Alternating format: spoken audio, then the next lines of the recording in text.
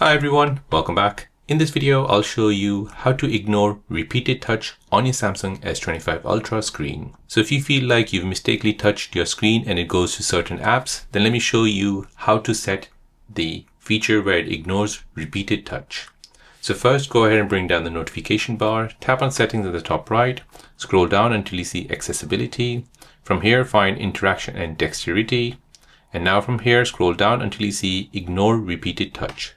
So here you can set a time within which to ignore repeated touches. So here, setting a time within which to ignore repeated touches can help you if you tend to tap more than once accidentally. Only your first tap will be recognized even if you touch multiple times. So here we can go ahead and set the time. Currently it's set to 0.1 second. We can go ahead and tap on try out. And there you go. And now once you're happy with it, you can press done. And now here you need to go ahead and turn this feature on. And now you've set your ignore repeated touches duration on your Samsung S25 Ultra. If you're new on the channel and you want to find out more about your iPhone, your Android phone, or any other social media apps, then don't forget to subscribe to this channel to become a part of the Simple Dad community. Hit the like button if you find this video useful.